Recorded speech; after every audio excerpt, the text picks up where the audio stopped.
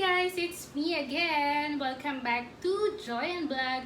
So for today's video, magmi-makeover tayo ng kitchen. Bale, ang goal natin dito is not to spend too much. Bale, ang budget ko is 500. So, tingnan natin kung ano magagawa ko sa 500. Ang plan ko is ipaint ko siya ng white and then maglalagay ako ng...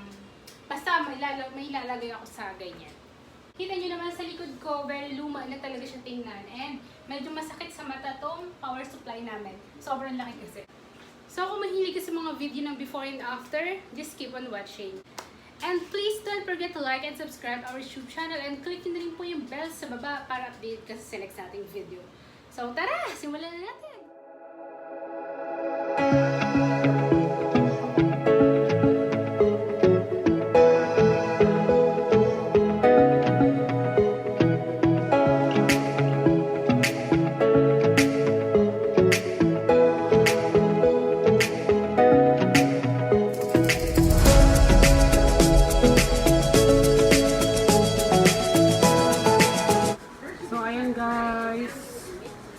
Ang liit-liit lang ng aming cabinet pero tingnan nyo yung naman, grabe talaga, sobrang dami. Oh God, sakit sa ulo.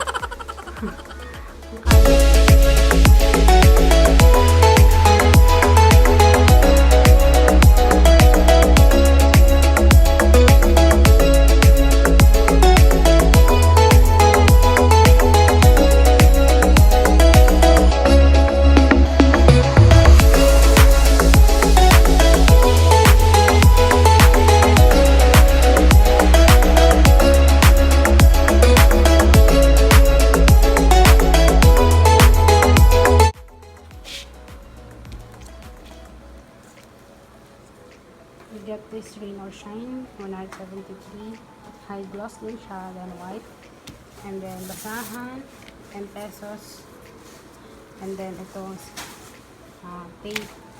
Basta ito lahat nasa 274 ito lahat kasama itong bagong brush kasi natuyo na yung una kong brush, and then itong sandpaper natin. So naka 274 na tayo, so 200 plus na lang. Pintura doon sa dati natin DIY na cabinet. Ayan guys, as you can see, malinis na yung bali na sand ko na din yan, hindi na napakita sa video kanina dahil na lowbat pala yung cellphone. Bale, tapos na siya isand, and the next is yung first coat na natin. Malinis na siya guys. Ito kasi ginagawa namin itong pantry itong part na to. Yan na yung pinaka-pantry namin. Tapos dito ako naglalagay ng plate. Ayan, tapos dito yung mga condiments dito sa part na to.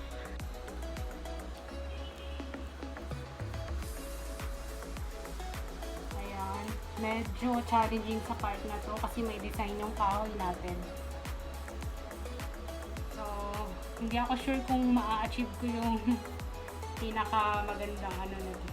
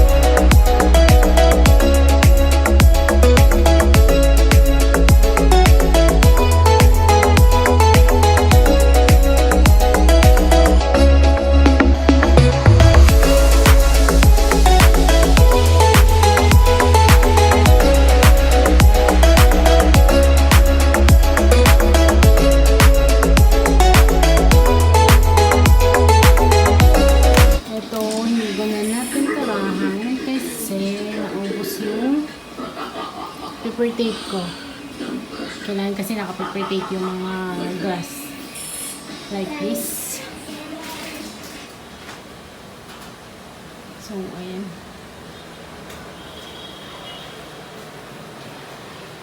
Second coat na yan.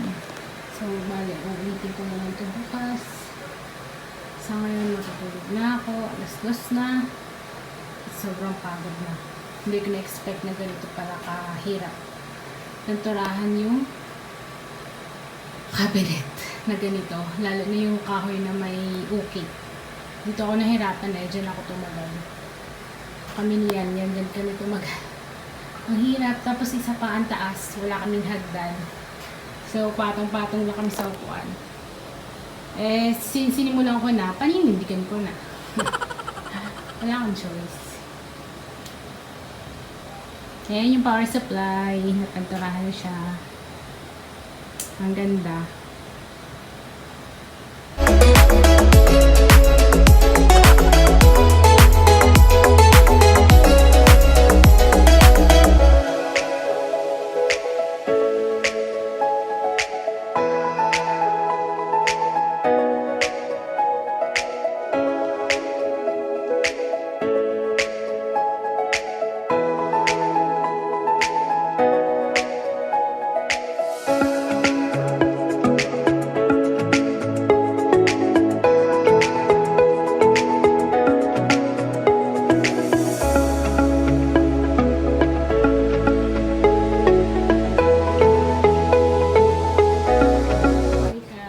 Second day na. Ayan, natapos ko na siya. Bali, pinapatuyo ko na lang yung pangalawang ko. Ayan siya.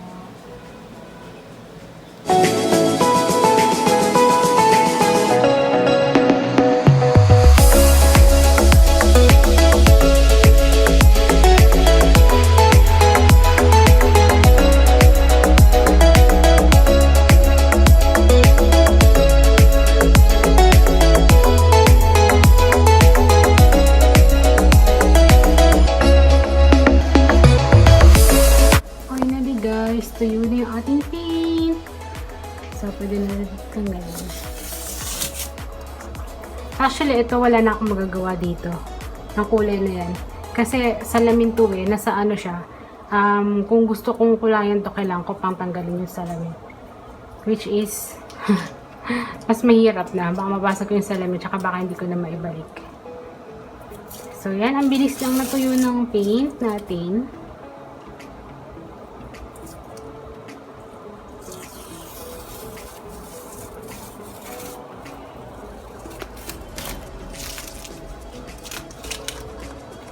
Hindi ganun ka-perfect yung loob kasi sa loob naman yan, hindi naman siya nakikita. Tsaka pag may mga grocery na dyan, hindi na siya pansinin.